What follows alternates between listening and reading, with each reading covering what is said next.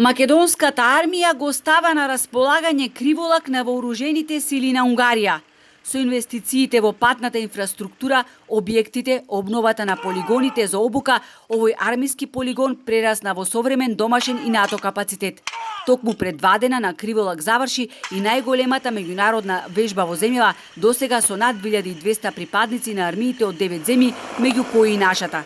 Ние Криволак го нудиме како НАТО капацитет на кој пред се вооружените сили од НАТО државите можат да го користат за реализација на нивни обуки. Ќе го понудиме тоа и на вооружените сили на Унгарија.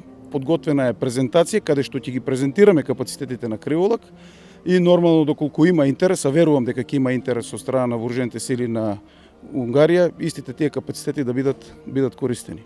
Криволак беше само една од темите на кои дискутираа генерал мајор Сашко Лавчиски и началникот на генерал штабот на вооружените сили на Унгарија, генерал Габор Беренди, кој во рамки на дводневната официјална посета на Македонија го посети кампот за обука на вода во Охрид. Договорено е да наши нуркачи, односно припадници од специјалните сили, земат учество на нивни курсеви, каде што курсеви специјално дизајнирани за инструктори во нуркање, и тоа е веќе во фаза на реализација.